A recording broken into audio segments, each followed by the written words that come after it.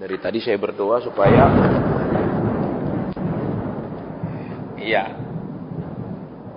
baru suara gini aja sudah tidak nyaman, ya kan? Bisa bayangkan orang Israel di Gunung Sinai ketika Tuhan turun, ya kan? Ada petir, ada kabut, ada macam-macam, dan kemudian mereka katakan kepada Musa, Musa, kami tidak berani naik, biar engkau saja yang naik, apa saja yang dikatakan oleh Tuhan nanti kami akan dengar dan lakukan. Dan ternyata saudara, Musa naik kemudian mendapatkan banyak sekali pesan, banyak sekali hukum, banyak sekali aturan, dan tidak ada orang Israel yang melakukannya. Berarti saudara, untuk belajar dekat kepada Tuhan itu diperlukan keberanian. Ya, bukan hanya dekat karena keterdesakan, bukan hanya dekat karena kebutuhan. Berarti saudara dan saya perhatikan, orang yang mau mendekat kepada Tuhan haruslah orang yang pemberani, bukan orang penakut. Alias, waduh saya takut nanti nggak makan, saya takut nanti kekurangan, saya takut nanti. Bukan itu pendorong aslinya, saudara. Ya, karena kenapa? Kita tahu, saudara. Ya, sekalipun Tuhan mendidik orang Israel, kemudian semuanya mati di padang gurun, kemudian bangkit suatu generasi yang baru, generasi yang lahir di padang gurun. Tetapi kemudian ketika mereka masuk Kanaan, mereka kembali bertingkah pola seperti generasi sebelumnya. Ya kan? Ketika mereka sudah makan kenyang dan lain-lain, mereka mulai beribadah kepada Baal, tidak lagi kepada Tuhan. Berarti apa, saudara?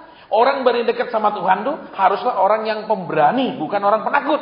Karena kalau orang penakut belajar dekat, begitu semuanya selesai, begitu semua yang dia takutkan sekarang mulai menipis, mulai menghilang. Seperti misalnya, ya orang takut besok makan apa, orang takut besok kurang apa, orang takut dengan kehidupannya sehari-hari, biaya hidupnya dan lain-lain. Ketika mereka cari Tuhan karena rasa takutnya, kemudian Tuhan berkati mereka, maka kembali mereka akan melarikan diri dari Tuhan, menjauh dari Tuhan. Tetapi orang yang berani dekat kepada Tuhan, saudara, berarti apa? Dalam kondisi susah, dalam kondisi apa, mereka tetap dekat dengan Tuhan. Itu bedanya dengan orang yang hanya datang karena susah, hanya datang karena ada kebutuhan. Berarti saudara dan saya bisa periksa, kita ini berani dekat sama Tuhan, ya, atau dekat sama Tuhan karena memang penakut, penuh dengan kekhawatiran. Ya, ini yang akan menentukan nanti hasil akhirnya, saudara, yaitu ketika kita sudah ditolong, diangkat, diberkati, dipromosikan dan lain-lain. Ya, sebagai hamba Tuhan saya sudah lihat sebuah pola, saudara, ya. Ketika saya masih menjadi gembala kami punya family altar di gereja, ya, gembala FA, itu saya lihat orang-orang yang paling rajin datang itu orang-orang yang memang butuh didoakan. Orang-orang yang memang sangat terdesak, orang-orang yang sangat susah, itu yang pertama. Yang kedua, orang-orang yang sangat rajin datang adalah orang-orang yang sedang punya keinginan yang banyak dan besar yang ingin dijawab oleh Tuhan. Ya, memang ada lagi sih, ya. Orang yang datang memang karena ya saya datanglah, ngumpul-ngumpul teman lumayan, ya kan, komunitas dan lain-lain. Banyak sebab orang datang beribadah. Tidak semua orang datang karena merindukan Tuhan. Nah sekarang ya kita akan belajar kebenaran firman Tuhan. Ayat ini juga tidak pernah saya khotbahkan. Tadi saya buka terjemahan lainnya juga saya tidak ngerti, saudara. Ya, terus piye? Ya tidak tahu. Ya gitu, saudara. Kenapa? Kalau saya selidiki, terus saya renungkan, saya mengerti, saya sampaikan. Itu yang saya sampaikan pengertian saya, bukan pewahyuan. Kalau saya tidak ngerti sama sekali, terus saya ngomong, nanti ketika kita mendapatkan arti-artinya, mendapatkan kesimpulannya, ya memang Tuhan yang kasih tahu. Ya, tidak pakai otak, saudara. Makanya orang Kristen kalau terlalu banyak pakai otak itu waktu tumbang tangan panas kepalanya, saudara. Kenapa? Mikir siang dan malam. Ya, panas otaknya, saudara. Ya, kalau orang Kristen yang pakai iman, ya iman yang benar loh, bukan sembarang iman. Ya, kalau iman yang ngawur itu jadi pemalas, nggak mikir. Kenapa? Misalnya, ini loh anak kita mau lanjutkan sekolah, udah percaya aja, dia tenang, nggak mikir. Memang dia adem, saudara, tapi tentu saja pasangannya tidak bisa adem, betul? Betul. Coba ibu-ibu di sini misalnya, suaminya tenang aja, tidak mikir ekonomi, tidak mikir biaya, pasti si istri kayak cacing kepanasan, betul? Betul? Iya apa enggak? Ada juga yang bilang biar acuh, dia acuh, saya juga acuh. Gitu. Ya, itu namanya pelajaran balas dendam, saudara. Baik, sekarang kita buka Alkitab kita bersama dalam Injil Yohanes pasal ke-17 ayat ke-12. Yohanes 17 ayat 12. Ya, demikian bunyi firman Tuhan. Ya, cepat kalau Yohanes, saudara, gampang kok. Kalau nabi-nabi di perjanjian lama kecil-kecil itu kadang-kadang memang agak lama. Kalau Yohanes kan cepat. Ya, baik, sudah ketemu? Yohanes pasal 17 ayat 12. Selama aku bersama mereka, aku memelihara mereka dalam namamu, yaitu namamu yang telah engkau berikan kepadaku. Aku telah menjaga mereka, dan tidak ada seorang pun dari mereka yang binasa selain daripada dia yang telah ditentukan untuk binasa, supaya genaplah yang tertulis dalam kitab suci. Supaya genaplah yang tertulis di dalam kitab suci. Baik, saudara, hal yang menarik kalau saudara dan saya perhatikan di sini, ya, selama aku bersama mereka. Jadi yang Tuhan bicara ini bisa dua arti. Yang pertama, ketika Tuhan secara fisik, secara badani bersama dengan murid-muridnya. Itu yang jelas. Tapi yang kedua bisa juga diartikan secara rohani. Karena Tuhan bilang apa? Aku tidak pernah meninggalkan kamu sebagai yatim piatu. Ya kan? Berarti yang kedua bisa secara roh. Sekalipun kita tidak lagi melihat Yesus berjalan bersama kita seperti murid-murid dulu, kelihatan badannya, kelihatan rambutnya, kelihatan semua. Tetapi kita bisa melihat pimpinan Tuhan yang nyata di hidup kita. Cuman tidak banyak orang Kristen bisa melihat pimpinan Tuhan yang nyata di hidupnya. Karena kenapa? Yang pertama jelas, dia tujuan hidupnya sudah nggak tahu. Ya pokoknya saya jalani apa adanya, saya jenisnya mengalir. Saudara kalau kapal berlayar ngikuti arus, dia mau kemana kapalnya? Ya kan? Pasti tidak jelas tujuannya kan. Arus bisa sebentar ke sana, sebentar kemari, sebentar berputar dan lain-lain. Jadi jelas kenapa orang Kristen tidak bisa melihat tujuan hidupnya, karena yang pertama, ya, dia tidak diajarkan tujuan jadi orang Kristen. Pokoknya wes jadi Kristen, dijamin apa? Hidup cukup, berlimpah, mati masuk surga. Itu kata mimbar, saudara. Ya, itu kata dari mimbar. Padahal kalau saudara dan saya ingat tadi, ya, Musa berani naik ke atas, kemudian apa? Mendapatkan hukum-hukum dan peraturan, mendapatkan perintah-perintah. Kalau kita berani naik bertemu Tuhan, berani naik dalam doa, berani naik dalam, ya katakan apa namanya?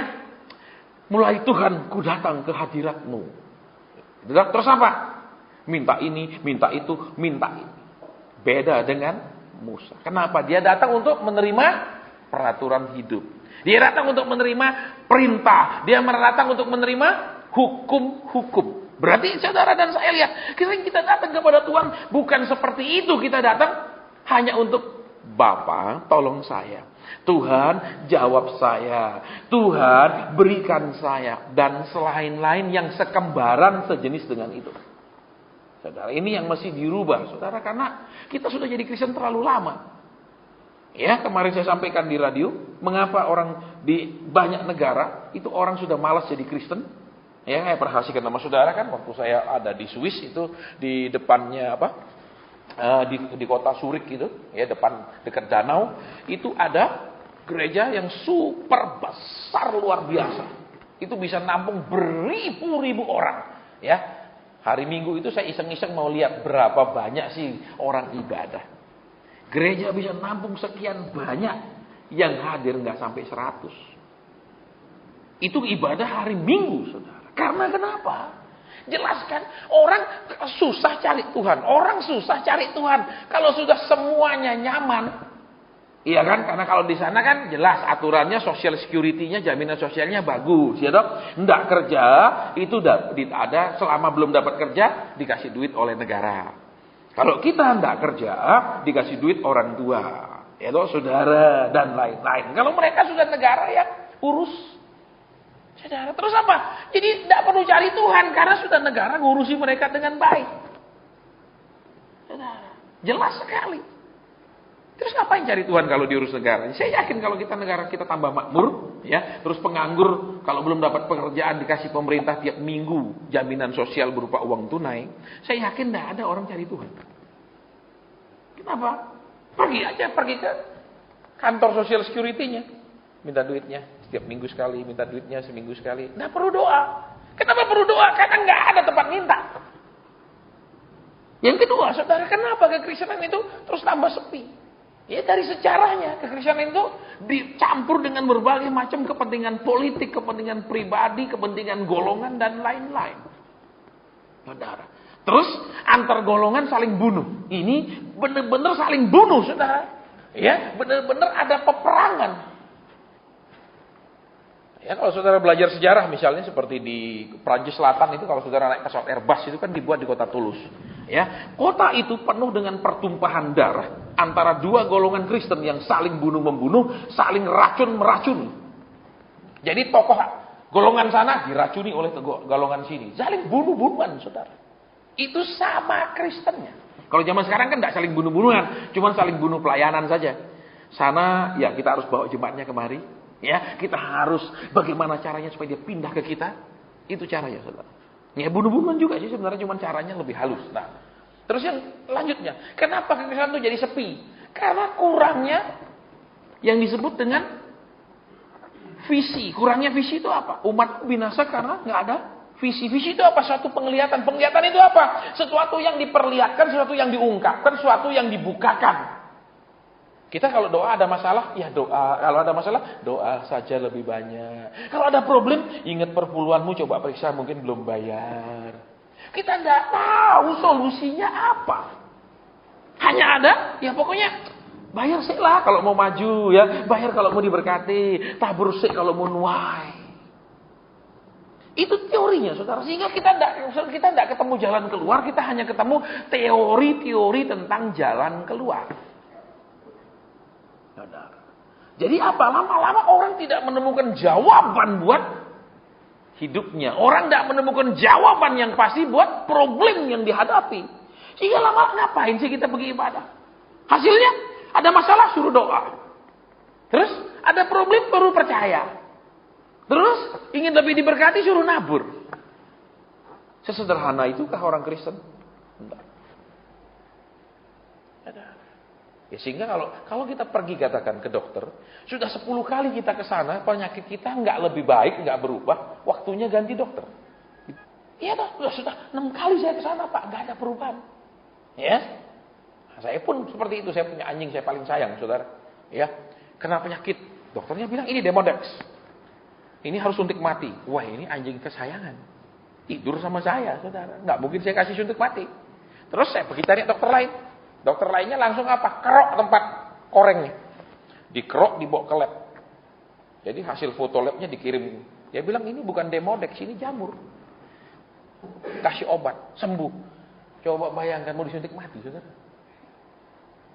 Ya, kita bayangkan kenapa? Kalau saudara dan saya itu tidak memiliki pemeriksaan yang mendalam dari masalah, problem, dan segala yang kita hadapi. Akibatnya bisa salah terapi. Betul? Misalnya, saudara, seperti ada satu keluarga yang kemarin saya saksikan di doa malam. Ya, saya tidak kenal mereka baru dikenalin sama teman yang sudah saya kenal lama. Terus begitu kenal Tuhan ngomong, jangan menjatah uang suamimu. Langsung Roh Kudus bilang, jangan menjatah uang suamimu. Ternyata benar, saudara, dia sebagai istri yang memang dari keluarga kaya sekali, sedangkan suaminya ini dari keluarga golongan, maaf kata, makan gaji. Sementara dia dari keluarga kasih gaji. Ya, itu jatah suaminya ini 1 bulan uang kantong selesai. Ini sisanya enggak melak. Saya enggak tahu, tapi ketemu Tuhan bilang, jangan menjatah suamimu. Dia enggak mau lakukan, saudara. Tetap dia terus jatah suaminya. Tetap kasih ini loh, uang kantongmu enggak boleh lebih. Istilahnya perusahaan ini kan punyaku. Kamu nikah itu maaf modalnya apa? Mak bawa diri tak lah. Betul? Bawa diri tak. Jadi dia bantah. Ya sudah saudara, mau bantah urusannya lah. Ya. Terus usahanya macet semua mulai. Mulai ditegur itu macet. Sampai berapa kali dia mengadakan pameran. Nggak ada satupun terjadi kontrak jual beli. Nggak ada satupun transaksi. Satupun nggak ada, saudara. Mulai gangguan cash flow. Mulai gangguan keuangan. Terus dia datang lagi ibadah. Sekarang kalau dia masalahnya. Kalau dia waktu dia mau tanya sesuatu baru dia muncul. Kalau dia tidak ada tanya. Tidak mau didoakan sesuatu, dia tidak pernah muncul. Dia nggak butuh firman. Dia hanya butuh Tuhan izinkan tak dia invest ini, Tuhan izinkan tak dia bangun itu. Dia nggak butuh firman yang lain. Ya. Nah, terus dia semakin parah. Akhir tahun kemarin dia hadir, saudara. Saya sudah lihat gelagatnya kan sudah tahu kebaca. Jadi dia duduk dekat saya sudah siap-siap selesai firman, saya hilang. Benar saudara, begitu selesai amin, dia langsung pasang. Langsung saya berdiri. Maaf nggak ada konseling. Kenapa saudara? Kami hamba Tuhan nggak boleh karena lihat dia orang kaya. Terus, oh ya mari. Nggak ada urusan. Hamba Tuhan itu harus berani, yakin dirinya dipelihara Tuhan, digaji Tuhan. Kalau masih merasa nanti saya digaji orang, nggak usah jadi hamba Tuhan, itu nggak lain. Ya, terus dia merasa apa? Kok keras sekali, kok nggak bisa Bapak dimintai bantuan doa. Kenapa? Karena dia tidak lakukan firman Tuhan. Dia tetap jatah suaminya. Jadi suaminya itu kayak walaupun kedudukan di surat nikah sebagai suami, de facto sebagai suami, tapi suaminya itu tidak lebih seorang kacung. Lah Tuhan kan tidak senang anaknya dibegitukan, betul? Betul. Sekalipun dia maaf, Tuhan taruh dia dari keluarga nggak kaya, tapi itu kan anaknya Tuhan. Tuhan bilang itu anakku loh ya. Tuhannya bisa tersinggung, bapaknya bisa tersinggung, saudara. Ya. Kemudian apa? Dia mulai cari hamba Tuhan lain. Pengurus bilang, Pak Hasan dia cari hamba Tuhan lain. Lepas dia, saya katakan. Nggak usah diurusin. Terus hamba Tuhan ini ya biasa memperkenalkan diri kan, yang diperkenalkan bukan pekerjaan Tuhannya tapi prestasinya. Sudah melayani seorang agen Terus apa? Syaratnya untuk terobosan, tempat dia harus diizinkan pakai persekutuan. Terus kalau persekutuan plus dia harus sediakan makan, bukan snack, bukan hanya aqua, makan. Dia tambah stres saudara. Sudah ekonominya sulit, dipaksa lagi bikin persekutuan, terus ada makan lengkap loh, makan besar loh saudara. Ya saya bilang biarkan dia. Kenapa? Orang Kristen banyak dikasih tahu jalannya oleh Tuhan. Dia tidak mau lakukan, tetapi terus tanya-tanya Tuhan. Ya. Contoh lagi. Bulan kemarin, saudara, kan di kota-kotanya biasanya saya bilang yang mau konseling tolong daftar dulu. Dia daftar, saudara, satu bapak ini. Terus pengurus bilang, Pak, ini yang untuk bulan depan dia daftar konseling. Loh, Pak ini lagi. Terus akhirnya saya hubungi temannya yang memperkenalkan dia kepada saya. Saya bilang, tolong telepon temenmu, kasih tahu dia nggak ada konseling. Dia tidak lakukan yang Tuhan suruh lakukan. Tidak ada lagi konseling-konseling lebih lanjut. Kenapa saudara? Tahun lalu pertama kali saya dikenalkan, pertama kali dia ikut kami gabung makan malam. Itu pertama kali. Tuhan langsung ngomong, apa? TV-mu di rumah ganti. Betul Pak Hasan, itu TV sudah puluhan tahun. TV gendut buntak gitu loh, yang makan listrik banyak. Kalau sekarang TV LED kan makan listriknya sedikit. Lah dia orang mampu ya saudara. Yang kedua, Tuhan bilang, istrimu sudah lama ingin punya tas. Mata istri berkaca-kaca. Mau nangis. Saya nggak dramatisir saudara. Istri mau nangis. Betul Pak Hasan. Saya sudah lama ingin punya tas yang agak bagus. Istri pengusaha. Masa tasnya kelas mangga 2. Amin. Gitu. Loh sesuai loh. Kalau dia memang orang kaya, sesuai tasnya. Jangan, kita harus tunjukkan hidup sederhana. Nanti waktu peti mati baru mewah, Tuh, percuma. Amin. Saudara. Dia tidak mau lakukan. Dia bilang apa? Itu nggak penting, Pak Sun. Itu nggak penting tas itu. Loh, buat istrimu penting, dan itu detik hari malam itu pertama kali saya ketemu dengan dia. Dan Tuhan langsung bilang, belikan. Dia nggak mau belikan. Sampai hari ini dia tidak mau belikan. Tapi bulan kemarin daftar untuk konseling. Karena kenapa? Pak, ya di emailnya dia bilang, saya mau tanya, saya mau invest di salah satu bidang. Apa yang istrinya kepingin buat dia itu nggak penting. Saya nggak mau jawab, saudara. Kenapa? Loh, persoalan kita nggak ngambil persembahan, datang nggak pengaruh. Ya dia tidak. Dia ngomong sama saya waktu dia bilang, istrinya langsung saya lihat berkaca-kaca. Berarti sudah lama ngempet kepingin. Saudara, wajar nih perempuan itu kepingin tas. Wajar. Terus apa? Yang saya waktu itu dia ngomong, itu tidak penting Pak Hasan. Sementara istrinya dari dulu, aku kepingin. Aku kan istri pengusaha. Suaminya, itu tidak penting. Terus aku mau tanya, boleh enggak aku invest? Aku enggak jawab. Sekarang di sini yuk, kita kembali ke tadi apa yang kita sudah baca. Tadi kita baca apa? Iya. Selama aku bersama mereka, aku memelihara mereka dalam namamu. Saudara perhatikan. Aku telah menjaga mereka dan tidak ada seorang pun dari mereka yang akan binasa. Saudara dan saya perhatikan. Kapan anak kecil itu harus selalu digendong? Pada saat dia belum bisa jalan. Itu yang pertama. Betul? Selalu digendong atau pakai stroller ya, baby stroller. Tapi kan enggak umum nih di Indonesia, biasanya digendong. Ya toh? Yang kedua, kapan dia masih sering digendong? Dia sudah bisa jalan, tapi seringkali malas jalan. Pa gendong, ma gendong. Betul? Betul apa ya? Betul apa ya? Nah sekarang lihat. Ya. Waktu anak yang sudah bisa jalan ini kita gendong, ketika ada toko mainan, dia kepingin mainan, adakah dia akan tenang di gendongan atau berusaha gerak badan terus mau gerakkan kita ke toko itu? Halo? Ibu-ibu di sini yang pernah punya anak dan saudara-saudara semua yang pernah jadi anak. Tidak ada kan tiba-tiba lahir umur segini kecuali dikirim dari planet, amin. Saudara, betul, lihat. Oh, dia akan nyaman digendong. Apa? Dia akan tenang di gendongan walaupun dia sudah bisa jalan. Satu, ketika dia malas.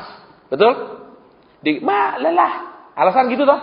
Padahal saudara dan saya tahu badan anak-anak itu lelah sebentar, istirahat sebentar, normal kembali. Betul? Beda sama badan kita yang sudah 50-an.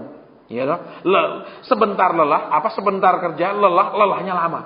Pulihnya lama. Kalau anak kecil, pulihnya cepat sekali. Betul?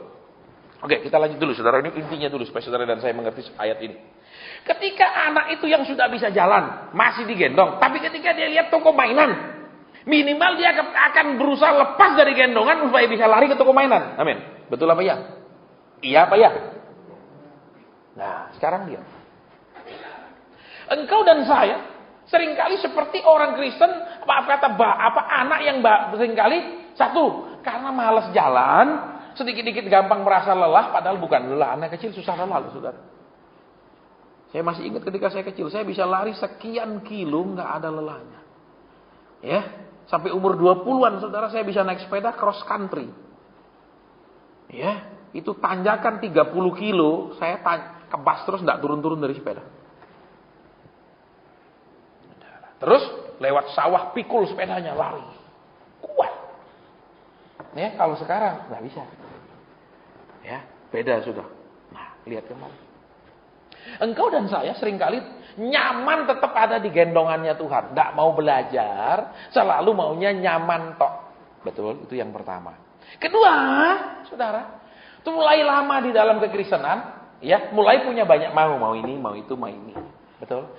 Kalau kita setuju dengan yang orang tua kita mau bawa kita pergi, kita akan digendong enggak berontak. Tapi kalau kita tidak setuju, kita akan berontak dari gendongan. Betul? Apalagi yang sudah bisa jalan. Turun dari gendongan bisa apa? Di toko mainan berani guling-guling, nangis-nangis. Betul? Saya sering lihat anak-anak berani nangis di toko mainan. Saudara, makanya ibu-ibu mungkin di sini kalau nggak kasih suaminya coba guling-guling. Ya di toko tas, di toko emas gitu coba guling-guling, ya mungkin suamimu malu, amen? Mungkin belikan atau mungkin ngamuk. Kemungkinannya dua. Iya, mungkin bilang iyalah kasihan, bisa, tapi mungkin kurang ajar umur segini kok begini, betul? Oke, lihat. Orang Kristen sama. Kita hanya diam dan tidak mau melakukan apa-apa ketika kita Tuhan akan memberkatimu, akan menolongmu dan akan apa? Kita santai. Tapi ketika Tuhan membawa kita harus dewasa, harus taat. Biasanya kita berontak. Kalau anak masih kecil, gampang diajak kemana-mana. Betul? Betul. Dia sudah remaja, kadang ajak kemana, enggak, aku mau kumpul sama teman. Enggak, aku mau ke sana, mau ke sini. Betul? Betul? Nah, sekarang kita lihat dulu lagi sini kembali. Alkitab dengan jelas katakan Tuhan menjaga kita. Tuhan menjaga kita. Terus Alkitab katakan juga dipelihara dan dijaga. Dua, kalau saudara perhatikan. Selama aku bersama mereka, aku memelihara mereka. Terus di bawahnya, aku telah menjaga mereka. Dipelihara dan dijaga. Dipelihara berarti apa? Hidup kita dikasih, diberi, dicukupkan. Dan itu namanya dipelihara. Terus dijaga, itu dilindungi dari yang membahayakan. Berarti apa? Dipelihara berarti itu bisa secara materi dipelihara, dicukupkan, diadakan. Tapi dijaga, itu berarti dilindungi. Bisa dari penyakit, bisa materi cukup, tiba-tiba kena penyakit. Ya, dijaga. Bisa sehat tiba-tiba kecelakaan. Supaya enggak dijaga, makanya dijaga. Tetapi masalahnya sekarang, saudara. Saudara dan saya kembali seperti anak-anak. Kalau saudara dan saya setuju bahwa engkau akan diberkati, akan dicukupkan, namamu akan menjadi terkenal, terus engkau akan dicukup, nah itu kita nyaman, tenang, seperti anak bayi mau digendong. Tetapi ketika melihat sesuatu yang menarik, ketika punya keinginan, kita mau turun dari gendongan itu. Untuk apa? Mendapatkan yang kita mau. Kita lepas dari gendongan. Nah, orang Kristen persis seperti itu. Padahal Alkitab bilang, sampai tuamu aku menggendong kamu, kata Alkitab di kitab Mazmur. Betul? Pernah baca ayat itu? Pernah? Artinya apa, saudara? Yang pertama, Tuhan mau saudara dan saya itu dekat banget sama dia. Itu yang pertama. Makanya lihat, kenapa bayi kalau gendong selalu ditaruhnya kepala di sini, bukan kepala di sini. Betul? Kenapa? Karena kan dari kandungan itu, selama dia dikandung, dia mendengar suara detak jantung ibunya. Maka ketika dia bayi, supaya dia tetap tenang, dia ditempel di dada yang dekat jantung. Dia dengar terus, dia tenang. Suara itulah yang selalu dia dengarkan di kandungan. Itu kan ilmunya. Nah, lihat. Yang kedua, saudara. Tuhan mau saudara dan saya bisa dibawa kemana yang Tuhan mau. Nurut ya lah. Ini digendong kan enak, pergi mana gampang tuh, enggak rewel. Betul. Tapi masalahnya, saudara dan saya seringkali ingin turun dari gendongan, karena saudara dan saya, satu, tidak cocok sama maunya bapak ibu. Mau dibawa kemana, tidak cocok, turun. Yang kedua, saudara dan saya seringkali merasa sudah bisa jalan sendiri. Ini masalah. Lihat, Tuhan bilang dengan jelas, aku memelihara mereka, aku menjaga mereka. Nah, masalahnya sekarang perhatikan. Kita seringkali mengalami banyak masalah dengan pemeliharaan Tuhan. Kita seringkali mengalami banyak masalah dengan yang disebut penjagaan Tuhan. Karena kita ingin keluar dari penjagaan. Saudara, akibatnya banyak masalah. Akibatnya banyak serangan. Akibatnya banyak problem. Jadi lihat, Tuhan bilang, aku menjaga dan memelihara. Berarti saudara dan saya harus tetap dekat, harus tetap bisa digendong, dibawa kemanapun yang Tuhan mau. Jangan terus-terusan punya kemauan sendiri. Terus terlebih lagi maksa Tuhan nuruti mau kita. Ya, bulan lalu saya sudah saksikan sama saudara kan, ada satu keluarga yang dulu sudah konseling, ya lewat. Terus tiba-tiba minta konseling lagi orang yang sama. Saya tidak tanya saudara, lewat iparnya. Iparnya bilang, Pak Son, saya punya ipar mau ketemu. Ya sudah, ayo, tidak apa-apa ya sambil makan. Ternyata orang yang sama. Orang yang sama yang konseling beberapa bulan sebelumnya. Dan ketika dia konseling, saya sudah ngomong, roh saya sudah rasa nggak nyaman. Karena kenapa? Orang yang peka itu tahu, orang itu konseling untuk benar-benar mencari petunjuk Tuhan. Orang itu konseling hanya untuk memaksakannya kan supaya kita doakan maunya dia. Itu kita bisa rasa, saudara. Ya. Makanya begitu dia duduk langsung saya ngomong, maaf ya, saya bilang, saya ada pastikan bulan lalu mas saudara, saya nggak bisa nurut maunya manusia. Saya ngomong, saya nggak bisa nuruti manusia, saya nggak bisa doakan orang seperti yang orang itu minta. Saya katakan begitu, karena benar ternyata. Terus saya tanyain, maaf ya, kan waktu itu ada sekian banyak pernyataan Tuhan yang saya dapat untuk disampaikan. Jawabnya, saya nggak ingat Pak. Saudara, restoran itu tutup jam 10. Karyawan mungkin toleransi setengah jam ya, masih ngomong-ngomong. Karena sampai sudah kelewatan 1 jam lebih dari jam tutup, dimatikan semua. Dia punya lampu tak. Supaya kita pulang. Percuma saudara ketemu dia itu jam-jaman. Kenapa? Saya lupa semua Pak. Terus, tolong doakan masalah saya ini. Bukankah engkau waktu masalah sudah dibilang perbaiki hubunganmu dengan suamimu?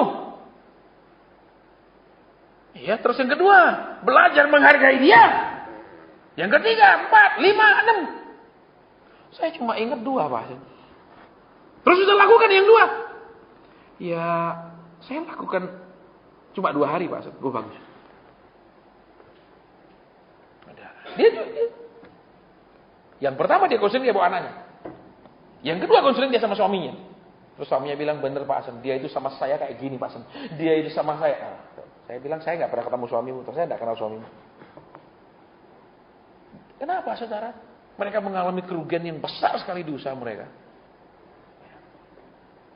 Terus maunya cuma doakanlah saya. Walaupun betul saya sebagai istri sikap sama suami kurang, karena suaminya juga punya usaha tapi di bawah usaha dia. Jadi penghargaannya sama suami kurang. Saya nggak tahu, saudara.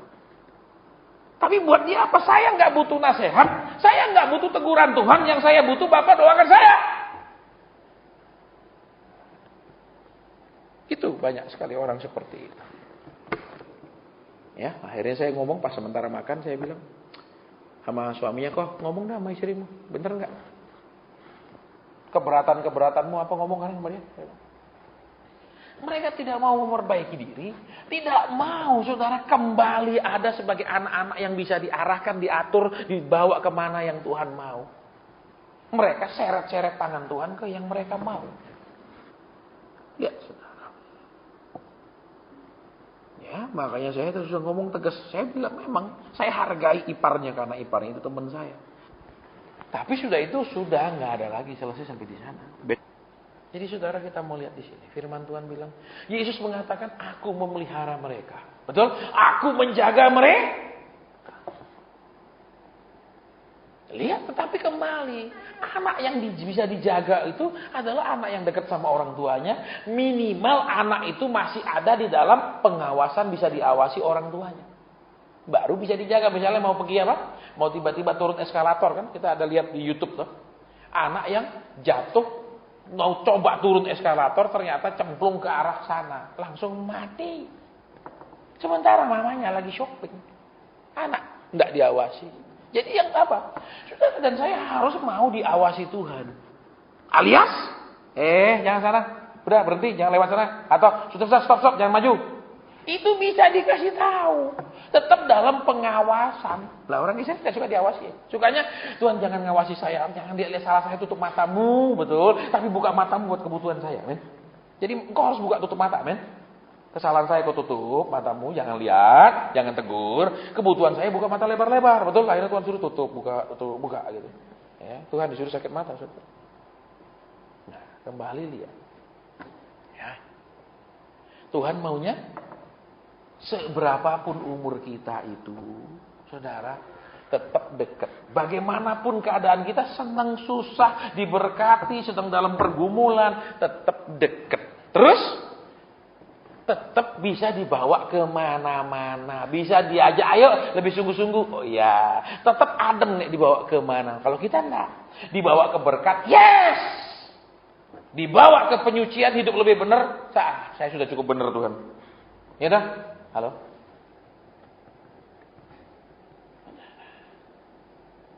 Terus kita lihat di bawahnya. Habis ini kita selesai, saudara. Ya, pendek-pendek. Terus, aku telah menjaga mereka dan tidak seorang pun dari mereka yang binasa selain daripada dia yang telah ditentukan untuk binasa.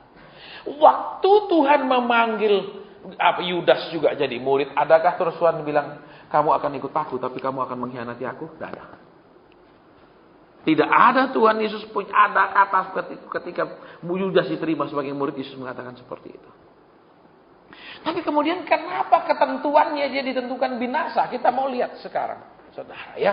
Banyak saudara dan saya sampai seringkali merasa Yudas itu cuma karena mencuri uang. Yudas itu karena cuma mengkhianati Yesus. Salah. Banyak orang tanpa disadari adalah Yudas zaman sekarang. Lihat sekarang. Tujuan Yudas ikut Yesus adalah uang. Betul? Betul. Tujuannya dia bisa nyuri uang, dia bisa dapat uang, itu tujuan. Banyak orang Kristen zaman sekarang, kau ikut Yesus beres, lancar. Ya, kau ikut Yesus diberkati. Yudas.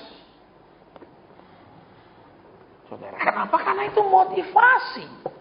Dia ikut supaya bisa nyuri uang, berarti alias dapat uang toh. Betul. Iya, Pak. Halo. Loh. Saudara dan saya kalau ikut Yesus cuma motivasi hidup enak, motivasi supaya diberkati, motivasi itu Yudas. Kedua, perhatikan. Ya. Ketika perempuan itu memecahkan buli-buli, yang ngomel siapa? Yudas. Dia bilang, kenapa minyak yang bisa dijual seharga 200 dinar ini disia-siakan? Terus Alkitab bilang apa? Dia berkata seperti itu bukan karena dia memperhatikan orang miskin, tapi karena dia mencuri. Alias apa? Lihat yang kedua. Dia ingin bisa dapat lebih banyak lagi. Dia ingin bisa serai lebih banyak. Peroleh lebih banyak lagi. Lihat. Jadi tujuannya jelas Pak. Tujuan awal ingin punya duit. Tujuan yang kedua ingin punya lebih banyak lagi. Lebih banyak lagi, lebih banyak lagi.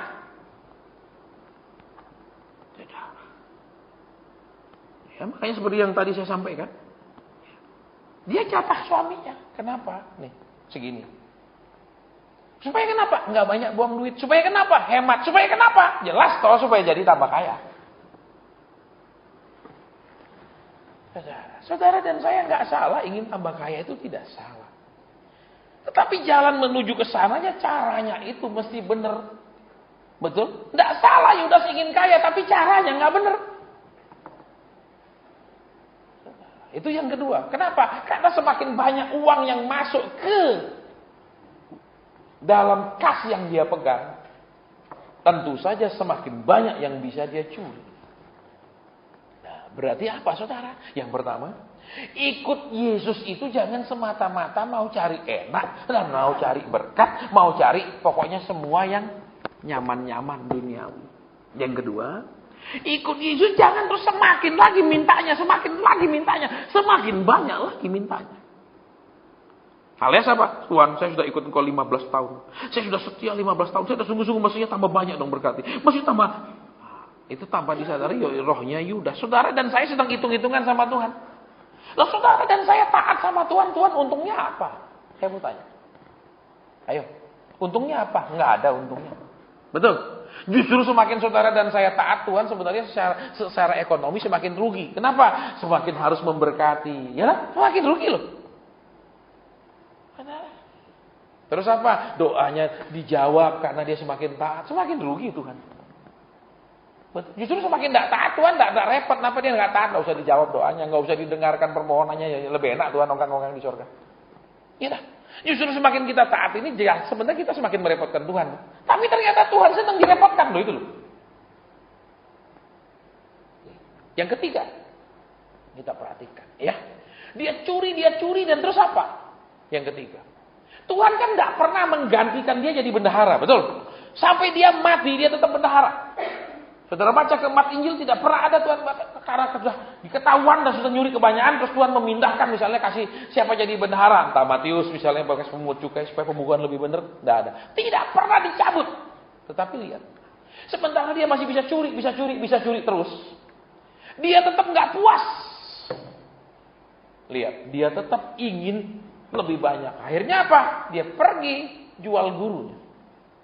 30 keping perak yang nilainya zaman dulu besar sekali. Sampai dia bisa beli tanah yang sekarang dijadikan tanah pekuburan. Berarti luas sekali tanah itu. Bukan cuma jadi tanah kuburan. Tanah pekuburan. Berarti bisa tanam banyak. Berarti itu jumlah yang besar. Berarti apa? Yang ketiga. Enggak puas. Enggak pernah puas. Enggak pernah merasa cukup. Itu Yudas. Saudara, makanya kita seringkali tidak merasa kita ini apa sifat Yudas itu. Oh saya nggak nyuri. Tapi saya ikut Tuhan ya pikirannya duit melulu, pikirannya berkat melulu, pikirannya kekayaan melulu. Kalau khotbah misalnya, ayo hadir nanti ada pengurapan untuk menjadi kaya. Wih semua hadir. Betul? Betul enggak? Ayo hadir. Ibadah terobosan 2016 muncul dia duduk paling depan supaya paling diurapi. Ya kan, ayo hadir, ibadah anti resesi ekonomi hadir. Tapi ayo hadir untuk kita belajar lebih senang ke Tuhan. Wah itu enggak menarik. Kalau itu tema-tema yang enggak lucu. Lihat saudara. Puncaknya apa? Yudas itu begitu terikatnya, begitu terobsesinya dengan kekayaan. Sampai dia jual gurunya. Nah banyak kita merasa kita tetap jadi Kristen. Banyak. Ya, saudara, ya. Kita merasa kita tidak mengkhianati Yesus. Tetapi ketika kita melanggar hukum-hukum Tuhan untuk mendapatkan lebih, itu salah. Contoh yang tadi, ibu itu. Itu suaminya, saudara. Itu bukan kacungnya yang 1 bulan nih. Saya nggak sebut jumlahnya, saudara. Itu jumlah minim. Kan suaminya minder banget. Ketika kumpul sesama bos, naik pertemuan misalnya sesama yang sama usahanya kan ada asosiasinya. Suaminya kan jadi kayak kacung aja. Nggak pegang apa-apa. Itu kan melanggar hukum Tuhan. Karena Tuhan bilang ketika mereka menikah, mereka jadi satu. Satu. Nah, Yudas untuk mendapatkan kekayaan lebih, dia melanggar hukum Tuhan. Pertama, mencuri. Ya dong? Ya enggak, mencuri dong. Ya, yang jelas apa? Memotivasi ikut Tuhan untuk kekayaan. Terus mencuri, melanggar hukum dong. Caranya salah lah. Sama. Yudas modern melanggar hukum Tuhan. Iya dong? Enggak menghargakan Tuhan. Terus apa lagi? Seperti menjual Tuhannya, menukarnya dengan kekayaan. Kita seringkali tidak sadar kita menjual Tuhan, menukar dengan hal-hal yang lain. Contohnya, seperti yang tadi tuh. Saya tidak tahu saudara, karena yang pertama kan teman saya yang ngomong pas pulang. Terus kan telepon. Tidak usah balik hotel dulu ya. Makan sih katanya. Oh iya, makan aja. Dalam perjalanan, telepon balik. Pak Hasan, ada teman saya ingin konseling, udah nunggu. Aduh, kenapa nggak bilang dari awal gitu? Kadang-kadang orang awal. Ya sudah, saya bilang. Jadi ya sudah, saya lihat dia duduk sana, saya makan sih, saya tidak kenal kok. Sebentar saya makan, saya lihat dia nggak sabar. Beli sabol. Loh, saya makan dulu, yang butuh kamu apa saya, dalam hati saya sebenarnya saudara. Kamu butuh saya, kamu tunggu saya dong. Betul? Masa kamu butuh saya nuruti kamu, sih tak? Saudara butuh dokter, saudara tunggu antrian. Betul? Betul? Enggak, saudara bilang, enggak. Ayo, nih saya bayar, saya duluan.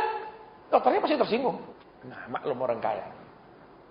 Ya, makanya saudara-saudara, saya mau beritahu ya.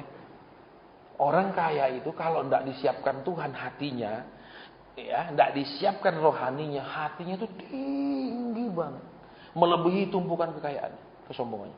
Wow, saya diamin aja, saya makan, saya santai. Tiba-tiba teman saya lagi telepon, Pak, itu loh dia tunggu. Dia telepon terus teman saya, dia tunggu, aku lagi makan. Aku tidak kenal kamu, aku cuma hormati temanku itu. Semua mau cepet-cepetan, saudara. Ya, cuman saya sudah dirubah Tuhan. Ya wis lah, saya tunggu, saya telepon teman, masih makan? Kok suruh cepet-cepet, dia butuh, dia yang paksa. Nah, ya enggak banyak seperti itu. Makanya saudara-saudara di sini yang dipersiapkan jadi orang kaya itu, hatinya dulu dipersiapkan. Supaya kenapa? Tingginya kekayaannya itu lebih tinggi daripada hatinya. Jangan hatinya lebih tinggi dari kekayaannya. Udah bangkrut kayak gitu, entek habis-habisan, enggak sabaran saudara, suruh cepet-cepet. Telepon teman saya bilang, itu loh dia tunggu. Iya dia tunggu, saya lagi makan. Emang saya lagi apaan ini? Saya baru pesen kok. Maksa saudara, dia gelisah terus gitu. Maksa teman saya itulah, saya nggak kenal dia. Saudara, makanya orang kaya itu sampai di neraka sombong. Ingatlah itu Lazarus dan orang kaya, betul? Sampai dia di dalam neraka pun dia masih perintah-perintah, betul? Perintah siapa? Bapak Abraham dia perintah-perintah, coba. Oke, dia kaya di bumi, tapi di neraka air satu tetes pun dia nggak punya, betul? Sampai dia bilang apa? Suruh Lazarus tuh nyelupkan jarinya ke air pun dia setetes nggak punya, sombongnya, tapi masih sombong. Bapak Abraham utus orang ke rumah saudara. Oh, dia main perintah. Pertama suruh Lazarus datang, terus kedua suruh begini. Dia masih main perintah walaupun di neraka. Makanya yang mau jadi kaya itu, ya, yang sedang dipersiapkan jadi orang sukses, itu siapin hatinya dulu. Ingat itu, supaya kenapa? Hatinya tetap lebih rendah dari tumpukan kekayaannya. Ingat, jangan hatinya lebih tinggi daripada tumpukan kekayaannya. Bisa ditangkap maksudnya? Misalnya tumpukan kekayaannya semeter, uang ratusan ribu misalnya. Hatinya 100 meter tingginya. Oke, kembali lagi. Kenapa dia binasa? Yang jelas satu, yaitu motivasinya tidak pernah berubah. Itu yang pertama. Yang kedua, lihat, ambisinya tidak pernah dikurangi, tetap ambisi keuangan. Yang ketiga, saudara, obsesinya untuk mendapat lebih banyak. Orang terobsesi itu gini, saudara ya. Ambisi sama obsesi beda. Ambisi itu kita ingin, super ingin. Cita-cita sama ambisi beda. Kalau cita-cita, ya ingin jadi ini, tapi tidak benar-benar dikejar. Kalau ambisi, dikejar. Kalau obsesi, siang malam dia cuma memikirkan itu saja. Itu namanya tingkat obsesi. Contohnya orang lagi pacaran, siang malam aku membayangkan Itu obsesi. Terus yang perempuan senang, dia bayangin saya terus. Nggak tahu dibayangin apa, mau bayangin di kaplok kah, di tempiting kah, kan nggak ada, senang aja dibayangin, katanya Ustaz. Haleluya, dia cinta aku, gombal. Iya, saya sudah layani konseling ribuan pasangan suami istri itu kadang mau muntah. Iya, kenapa? Dia begini, Pak, dia tidak berubah. Lah kamu tahu dia dari pacaran nggak berubah, terus tiba-tiba kau berharap sudah nikah dia berubah? Mana bisa? Sejarah membuktikan. Sejarah betul, orang hanya berubah banyak waktu mau masih pendekatan. Perempuannya juga berubah banyak, misalnya nggak suka sikat gigi, rajin sikat gigi, nggak suka dandan, suka dandan. Dia berubah, yang cerewet jadi lebih pendiam. Tapi itu kan perubahan sementara sampai hari pernikahan. Begitu sudah nikah, cerewetnya keluar, yang ini kasarnya keluar. Itu sudah dari zaman ke zaman, saudara, seperti itu. Enggak, bukan baru-baru aja. Belum dia nggak berubah, Pak Hasan. Lah, kamu udah tahu dulu waktu kamu pacaran dia kayak gini, terus berharap dia berubah. Tuhan Yesus saja angkat tangan untuk merubah dia, kok kamu yakin kamu bisa berubah? Gombal.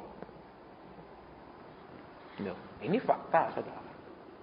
Ini fakta. Setiap kita itu ada hal yang kita nggak bisa rubah.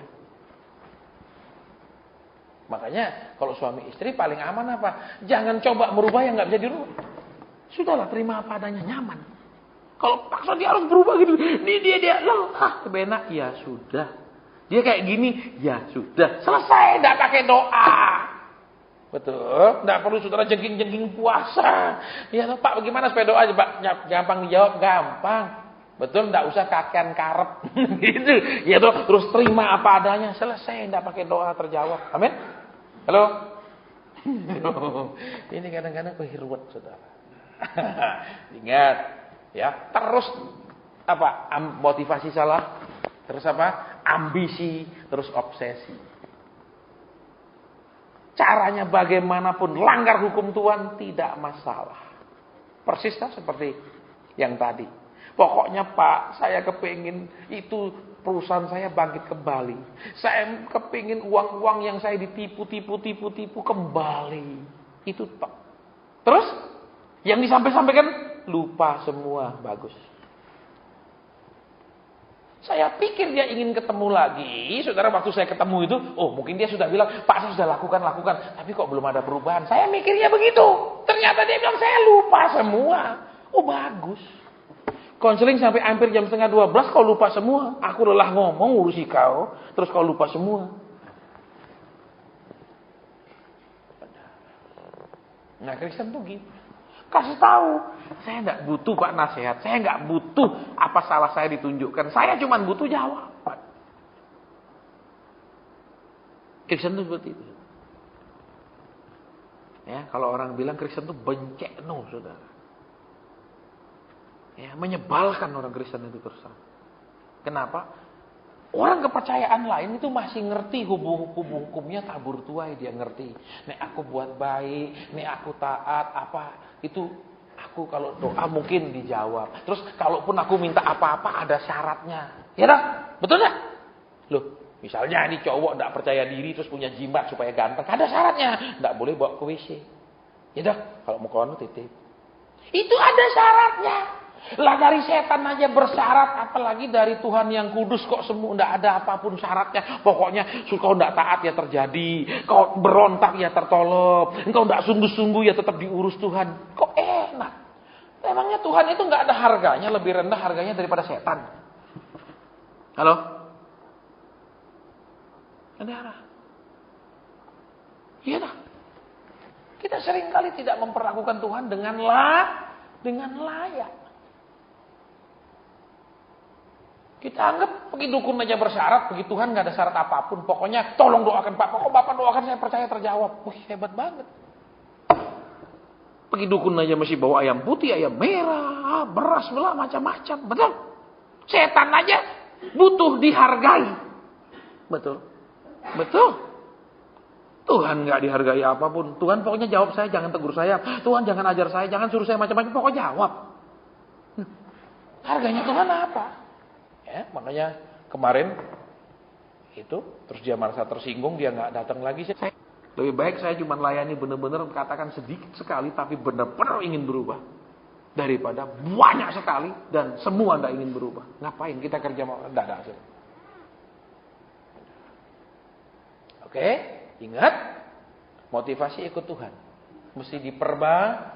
Saya punya Yesus berarti hidup saya harus kaya, hidup saya harus nyaman. Saya kan anak Tuhan. Kenapa? Saya tidak mau rumah kecil, saya harus rumah besar. Anak Tuhan. Mobil tidak mau yang harus yang mewah, anak Tuhan. Itu motivasi salah. Itu motivasi Yudas ikut Tuhan. Terus yang kedua, ingin lebih lagi. Dengan cara apa? Tuhan senang, kita nggak senang. Ketika Tuhan disirami minyak diurapi, kalau Tuhan tidak senang, ya stop, aku tidak nyaman. Betul? Betul, justru Tuhan memuji perempuan itu, betul? Berarti Tuhan senang kan? Betul, ketika perempuan itu menuangkan minyak narwastu itu senang tak? Yudas nggak senang. Saudara dan saya, apa yang Tuhan senang, saudara dan saya harus senang. Seperti yang tadi. Tuhan bilang, tiba saya tidak kenal hari itu, malam itu pertama kali dia ikut makan. Langsung Tuhan bilang, TV-mu kan? Iya benar Pak, saya sudah tua sekali. Ya sudah tua sekali, mata ini lebih berharga daripada apa. Tidak apa-apa tuh Pak, biar gerimis-gerimis saya pasangi payung. Mana bisa TV gerimis dipasangi payung? Tetap aja dia gerimis. Itu kan bukan masalah ada hujan di dalamnya. Betul? Betul. Udah tua sekali kan kadang gambarnya sudah nggak bagus karena itu apa? Saya tabung CRT untuk mantulkan gambar itu sudah bisa gambarnya mesti dia pakai baju merah keluarnya abu-abu dan lain-lain karena sudah rusak. Ya, terus Tuhan bilang istrimu butuh. Di sini langsung merah, kelihatan. Dia bilang itu enggak penting Pak. Oh, hebat. Lihat. Buat Yudas yang Tuhan senang dia enggak senang. Yang Tuhan puji dia ngomel. Tuhan memuji perempuan itu, betul? Betul apa enggak? Tuhan memuji perempuan itu. Betul, dia bilang apa yang dilakukan gini-gini dia panjang lah. Yudas, buat apa ini pemborosan? Lihat, Tuhan memuji, Yudas ngomel. Halo. Seperti kasus itu tuh. Tuhan mau bilang, iya, dia sudah jadi istri yang baik. Dia sudah tahan terhadap kamu yang bajingan kelakuanmu. Kamu katanya cinta sama dia, angkat dia jadi istri. Ternyata kamu perlakukan dia tidak lebih dari pembantu. Betul? Kamu kasih dia tas yang murah-murah seperti tas pembantumu. Ya kan begitu. Nah, laki ini punya uang loh saudara. Kecuali dia tidak punya uang, beda loh. Saudara, kenapa? Istrinya kan mau dituruti Tuhan. Dia nggak mau nuruti. Itu Yudas punya karakter. Yang dipuji Tuhan, dia malah ngomel. Jadi, kalau misalnya, saudara, Tuhan bilang apa? Kita nggak setuju. Itu kita Yudas. Kita Yudas. Jangan merasa saya nggak nyuri, saya nggak jual Yesus. Saya lihat motivasi demi motivasi yang Yudas lakukan. Tahap demi tahap semakin parahnya si Yudas. Makanya Alkitab bilang, kemudian dia ditetapkan untuk binasa. Banyak orang katakan, ya Tuhan pilih Yudas untuk apa? Sengaja dipilih karena Tuhan tahu dia pencuri. Setiap kita diberi kesempatan oleh Tuhan. Setiap kita berbuat dosa, Tuhan tetap memberi kesempatan untuk bertobat. Tuhan tidak kemudian tetapkan, kamu sudah berdosa, aku tetapkan masuk neraka. Tetapi terus menerus tidak ada perubahan, maka turunlah sebuah ketetapan.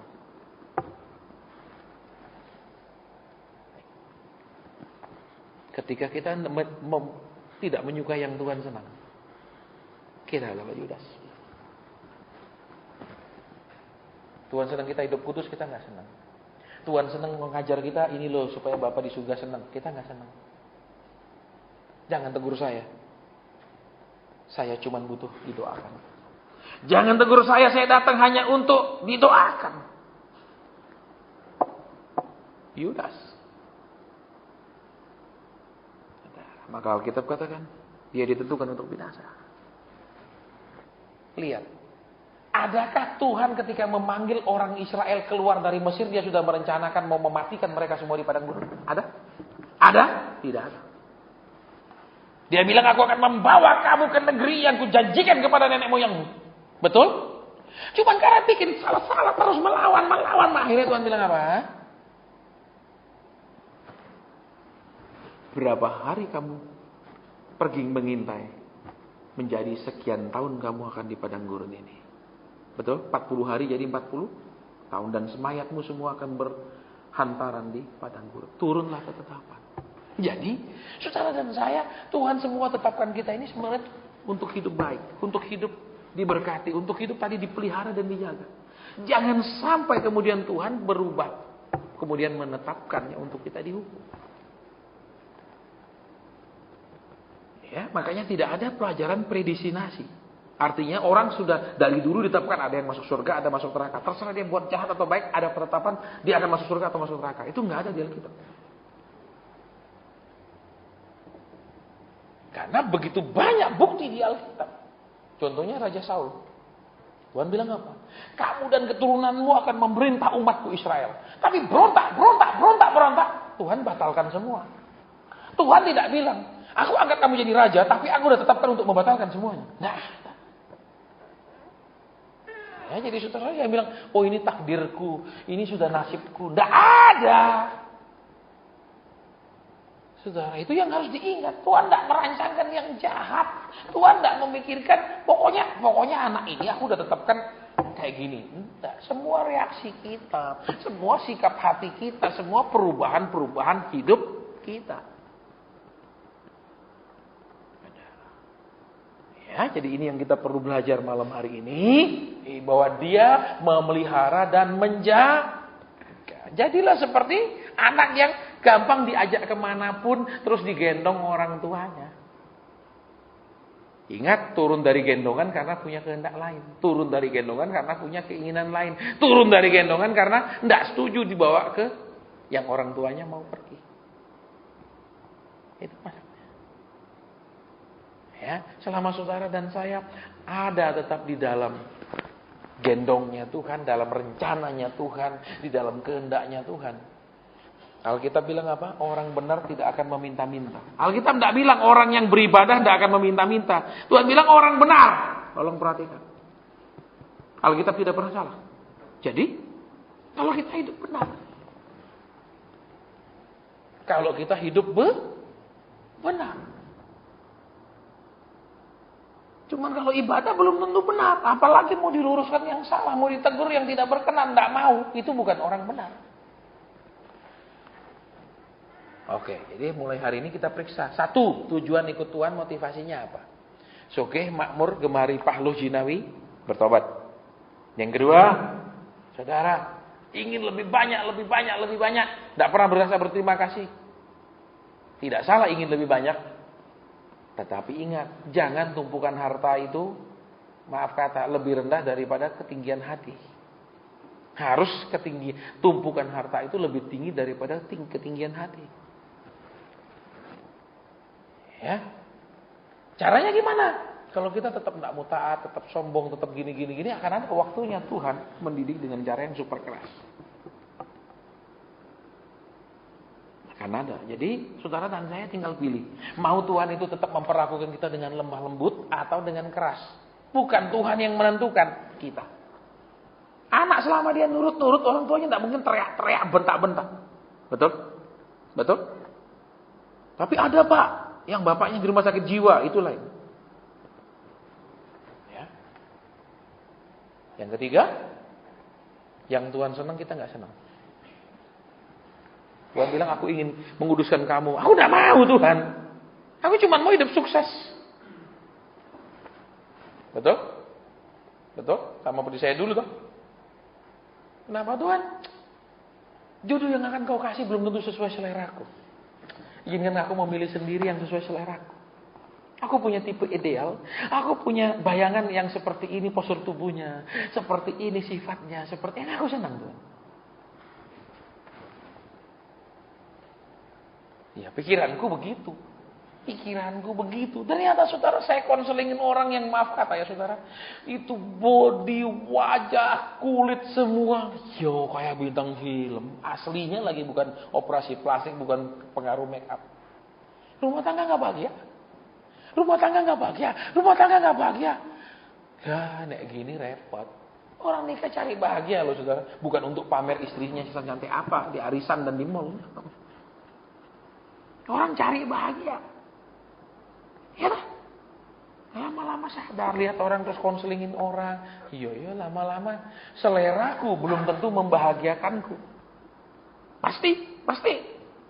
Lu pilih dewe, betul. Seperti saudara beli HP BM walaupun mereknya terkenal, kalau saudara servis kadang-kadang maaf ya, enggak bisa. Ini barang BM. Kenapa? Ada IC yang itu ini IC-nya enggak cocok karena untuk IC ini itu di negara anu baru pakai IC model gini. Bisa enggak bisa diservis? Ada. Tapi kita cenderung seperti itu, betul? Halo? Iya.